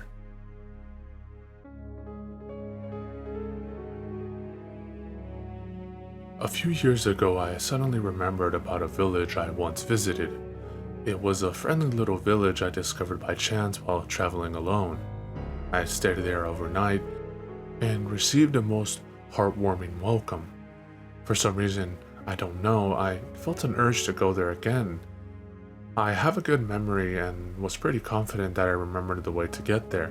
Once near the village, I spotted a familiar signpost for my car, which, if my memory was right, should have read blank kilometers to blank, the village name. But strangely enough, all there was on the sign were the words, "The Big Head O."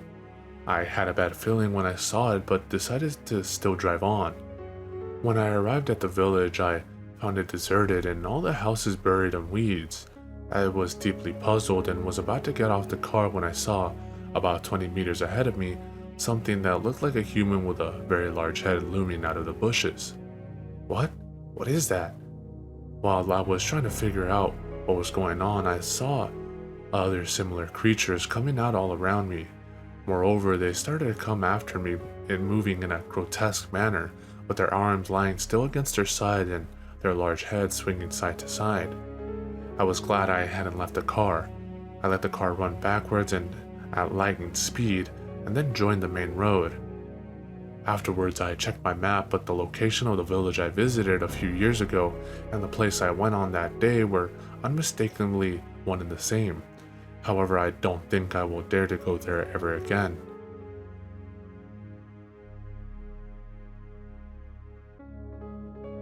Seven Misaki, or Shichinin Misaki in Japanese, is a name given to a group of 7 vengeful spirits. They are spirits of 7 people who had met their ends in tragic ways, such as by drowning. They usually haunt places like sea or riverside. The 7 Misaki's soul are so full of grudge that they will not rest until they succeed at possessing and eventually killing another 7 human beings. Only then they become appeased and are able to leave this world. The unfortunate victims of 7 Misaki become the new 7 Misaki, and they too must look for another 7 victims to replace them, so that they can rest in peace.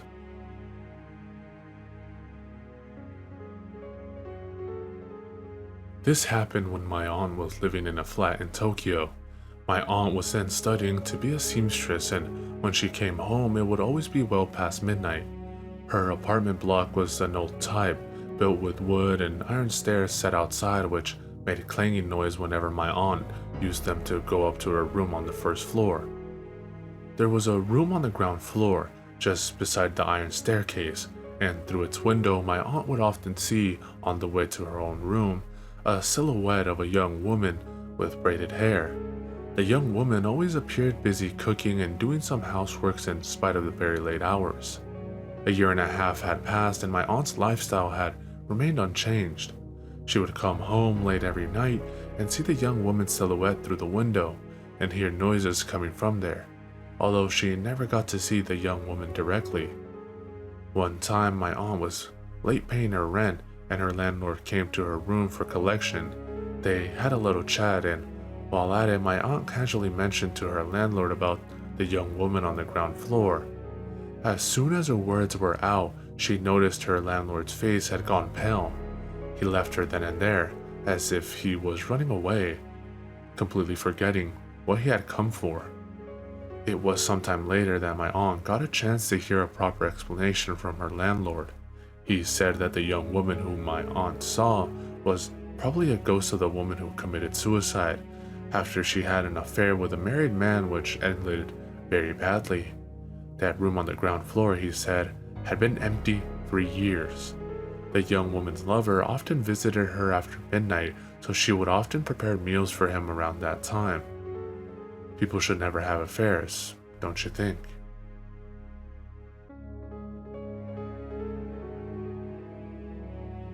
I was dreaming.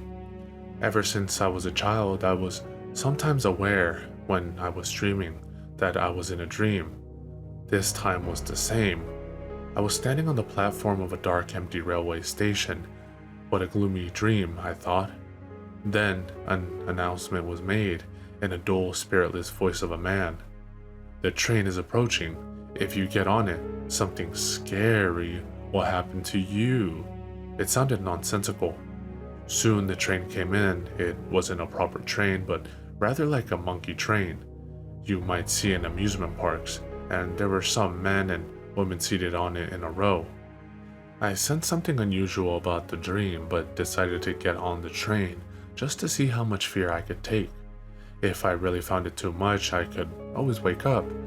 I was able to make myself wake up whenever I wanted, but the only time I could do that was when I was aware I was dreaming.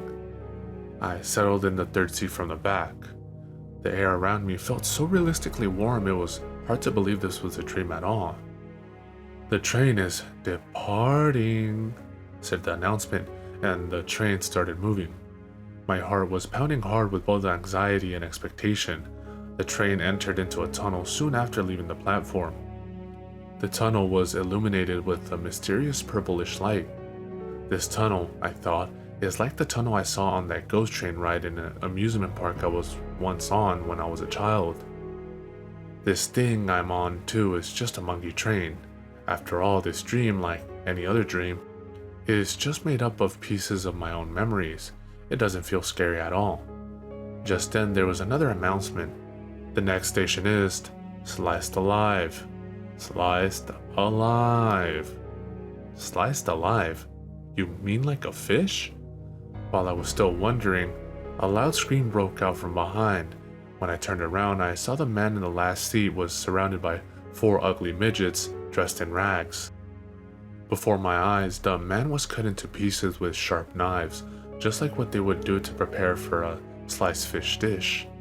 An overpowering stench filled the air, and the man screamed and screamed until my ears began to hurt. Bloody intestines and various organs were pulled out of the man's body and scattered all around him. Immediately behind me sat an ashen-faced woman with long hair, but she seemed totally uninterested of what was happening behind her, in spite of the ghastly din it was making. I, for one, was certainly unprepared for this turn of events, and began to feel scared. I thought I would wait a little longer and see what happened next, and then try to wake up. Before I knew it, the man on the last seat was gone, leaving behind only some dark reddish blood and chunks of meat.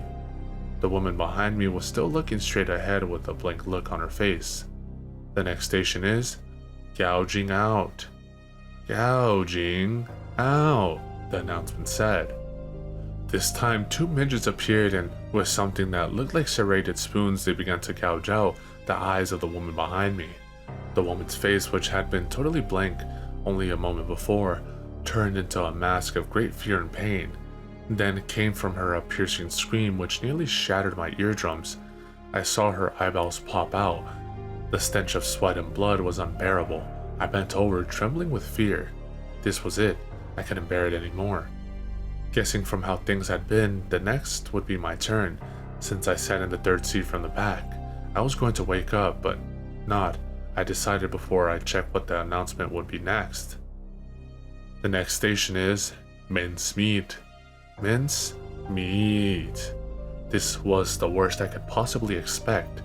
I could easily imagine what was going to happen. I focused all my energy on waking up from the dream.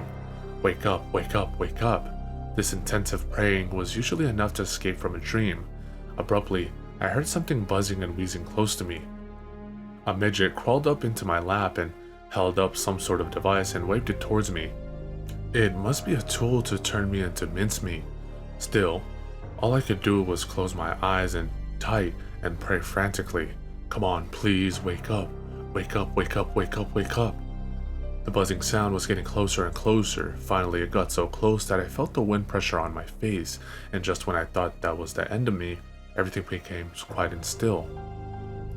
I had managed to escape from the nightmare. I was wet all over with sweat, and tears were streaming down my cheeks. It wasn't until after I went into the kitchen and drank tons of water that I was finally able to calm down. The dream was real, too real. But it was just a dream, nothing more, I told myself. The following day at school, I told my friends about the dream. They just found it funny. It was only a dream, they said, and that was all. Then 4 years passed and I became a college student. I kept myself busy with studying and working. So much had been going on in my life that by that time, I had completely forgotten about the dream. But one night it started again. The next station is Gouging Out. Gouging Out. The dream began from that scene. Immediately my memories came flooding back. Things carried on in exactly the same way as before. The 2 midgets were gouging out the woman's eyes. I started praying straight away. Wake up, wake up, wake up. But this time, for some reason, I couldn't wake up as easily as the last time. Wake up, wake up, wake up, wake up. The next station is Mince Meat. Mince Meat, said the announcement. The time was running out. I heard the familiar buzzing and it was getting closer and closer. Wake up, come on, wake up, wake up, wake up. A dead silence descended. I somehow managed to escape again. With a huge relief, I was about to open my eyes when I heard, "You're going to run away again?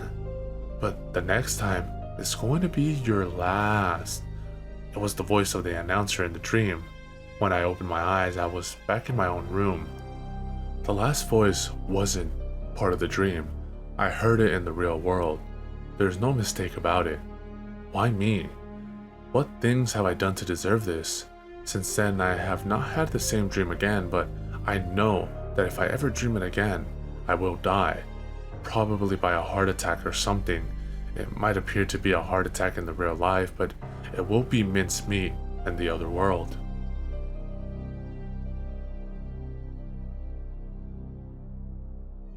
A while ago, my oldest sister, who had run away from home 10 years ago and who had not contacted us in all that time, suddenly came back in the middle of the night.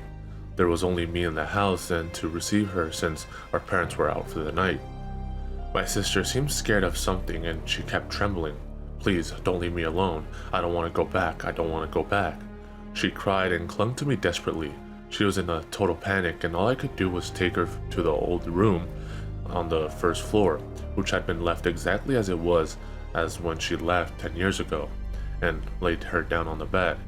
Thinking it would calm her down, I said, "I'll bring you something to drink," and tried to go out of the room. My sister cried, "Don't go, please, please, please don't go. I'm scared, I'm scared." The moment I stepped out of the room, the door banged shut behind me on its own, and from inside the room, I heard my sister scream, "The green man is coming, the green man is coming, the green man is coming." When I finally managed to pry the door open, my sister had already disappeared. I looked under the bed, in the wardrobe, and in the loft, but there was no trace of her anywhere.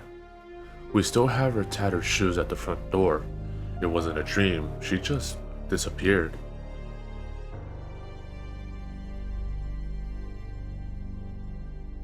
There was a girl whose grandmother had fallen seriously ill. One night her family got a call saying the grandmother was in critical condition. The girl's parents said to her, "We have to go to grandma's tonight. Stay here and look after your little brother. We'll call you if anything happens with grandma." Then they left.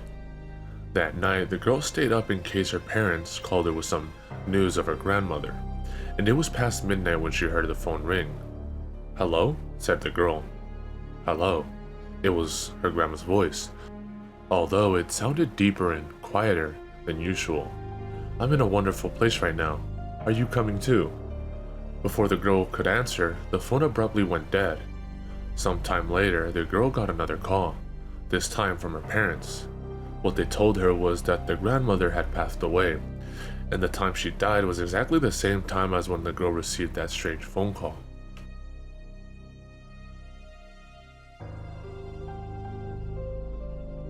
A young mother was caring for a newborn baby on her own. One day the mother left her baby at home and went out for shopping, but on the way home she met with an accident and died. She carried nothing to identify herself at the time and there was no hope of finding her relatives, so she was buried alone, without no one realizing that she had a little baby left back in her room. A few weeks later, the dead mother's landlord, who realized that this tenant was falling behind on rent, made a visit to her room. He knocked on the door, but obviously there was no answer.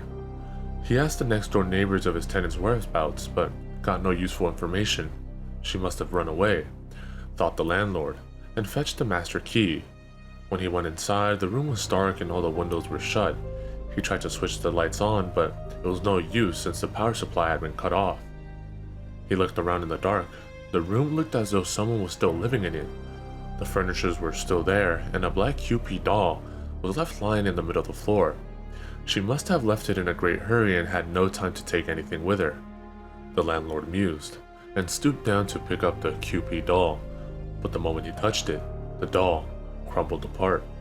At the same time, he saw so many cockroaches scurry away, and all there was left in his hand was a skeleton of a baby.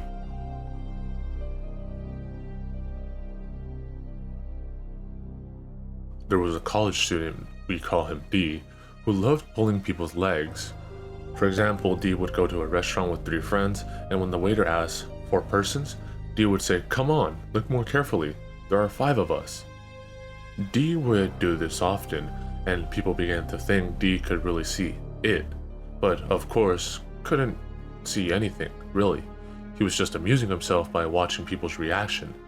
No matter how many times his friends told him to stop it, all D would do was just laugh at them. One day, D, who was always with someone when he ate, thought he would eat alone for a change, and went into a restaurant all by himself. He sat down at the table, and a waiter brought him a glass of water and put it down in front of him, and in front of the seats opposite D's. That's weird, D thought. Of course, there was no one apart from D at the table. Maybe there was someone here just before I came in, and the waiter thought that that person was with me. Oh well, I'll just move to another table if someone comes back. The waiter came to take orders. D ordered a spaghetti dish. By that time, all other diners had left the restaurant, and D became the only diner there. It seemed now certain that the waiter made a mistake. After a while, the waiter brought him the dish, and to D's dismay, he again put the same dish in front of the opposite seat. "Why do you put two dishes when there's only me here?" D said to the waiter angrily. The waiter, surprised, looked around him quickly. "That's strange. I'm sure I saw that there was two of you." Then D talked to the manager, who was at the door when D came into the restaurant, but he too said D was not alone but walked in with someone else. D became very upset and stormed out of the restaurant. Now being, he thought, at the receiving end of the joke he used to play himself, he realized how uncomfortable it felt. He swore he would never do it again. But that was only the beginning. From then on, every time he went out, people saw someone else beside D. Everywhere he went, whoever he met, D was seen with someone. Even on a very crowded train, people made space, just enough for one person, only in front of D. "Someone is following me." D couldn't bear going out anymore. He grew paranoid, lost a lot of weight, and became a completely different person. For many months, he continued to live like a hermit. He stayed in just so that he wouldn't have to deal with the other person. Many days had passed. D gradually came to imagine that, after such a long time, the other person must have gone to somewhere else. He stepped outside for the first time in ages. The air outside felt fresh and good. D went into a random restaurant. The restaurant had a lively atmosphere and D felt quite relaxed. However, he was still scared of sitting at a table, so he chose to sit at the empty bar counter. I had been stupid, D thought. There was nothing I should be scared of. He couldn't have felt any better. "Welcome," the waiter said, and put down a glass of water in front of D, and he put another glass down next to D, and still another one next to it, and another one after that, and another one after that, and then another one after that.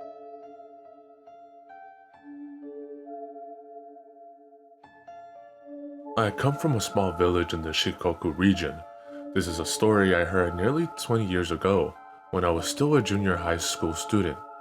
Later, about a year after the incident in the story took place, I met the very person who experienced it and was able to check the truth of it myself. There was a boy called A who was 2 years younger than me. One evening in August, during a summer holiday, A was taking a nap at home while he waited for the supper to be ready. Sometime later, A woke up and, with a torch in his hand, stepped out into the garden. A described later that his mind was half in a dream state and could not understand why he woke up at all. One of A's family members saw him in the garden but didn't pay any attention to him, thinking he was just out for a walk. The time was around 7 p.m. In the garden, A saw 6 people standing there. He didn't remember anything about their sex, age, or appearance, but he just thought there were 6 people. As soon as the 6 people acknowledged A, they started walking towards the mountain.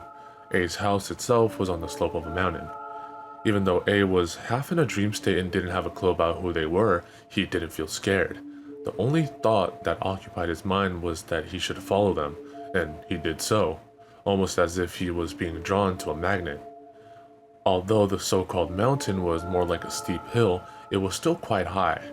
The 6 people gathered around A and walked on. Before A knew, it got all dark around him. Moreover, the 6 people who surrounded him no longer seemed like people. They had become mere presences. By this time, A had come to understand that they were not people at all, but in spite of the realization, he felt no fear and kept walking. A was still half dreaming.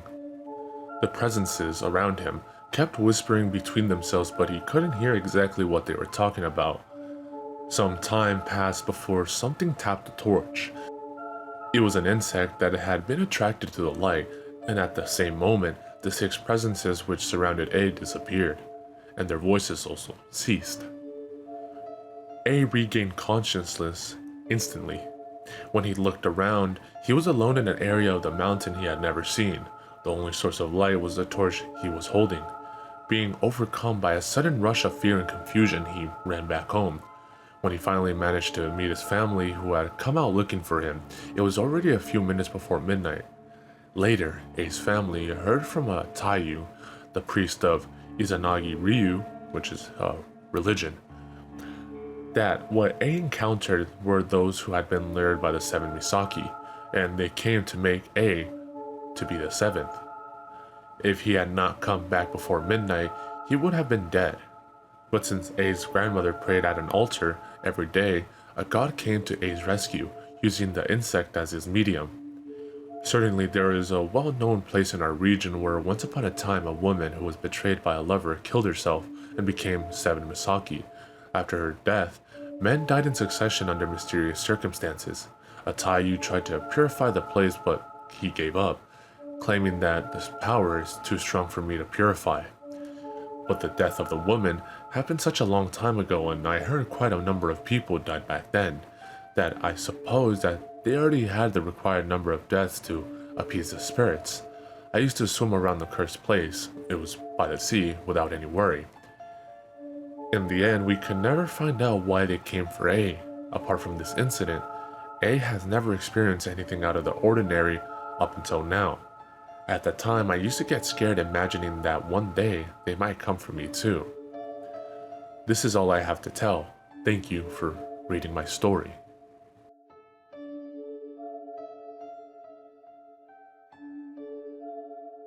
When I was a junior high student, Cursed Letter became popular at school. That day, I had just come back from a PE lesson to my classroom and was trying to take textbooks out from inside my desk when my hand came into contact with a thick brown envelope. On the envelope, it was written with a marker pen, "Make sure you are alone when you read this." I imagined it to be a love letter from someone and took it home without telling anyone. After dinner, I went to my own room and opened it, but the content was something totally unexpected. The student in the photo was bullied by his whole class and hanged himself. In his suicide note, he wrote that he would turn into an evil spirit once he died and would curse to death all the students who bullied him, as well as the teacher who was in charge of the class because he ignored the bullying. The person who reads this letter must offer up an incense stick to the dead student and keep praying in their heart. Blank Kun, may you rest in peace. Note, Kun is an honorific. Until the incense stick turns into ashes. Once you have done that, write down your own name on the other piece of paper and give this letter in secret to another student who has not yet prayed for the dead student. You can tell your teacher or parents about this, but in that case, you will run the risk of not appeasing the spirit of Blank Kun.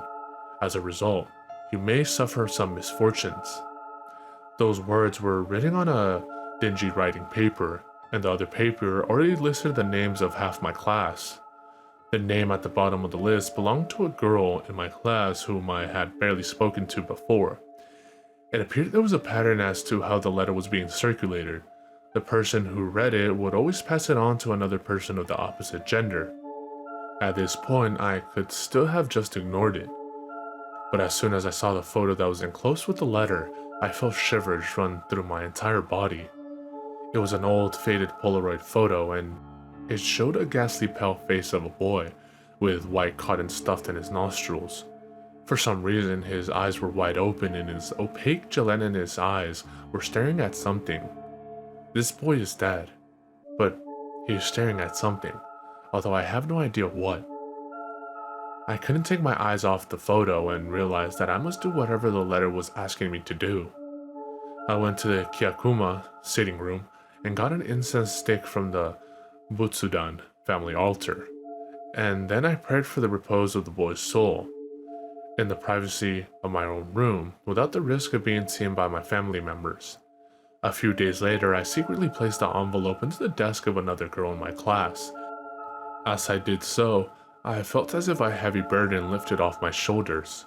I immediately went off to talk about the letter to one of my friends in my class. I hadn't seen his name on the list and figured it would be harmless to talk to him about it. Who wouldn't pray for the boy after seeing that photo?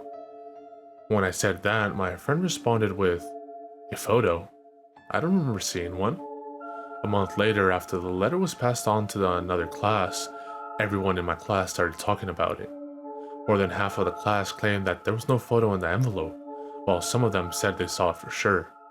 Another strange thing is, two of the girls who saw the photo claimed that they saw a girl in the photo instead of a boy. In the end, it was never made clear whether the story of Blank Coon was true or not. No one tried to look into it further or suggest we check the letter again, because somehow, everyone felt that if someone checked it again, that someone would see his or her own face in that photo.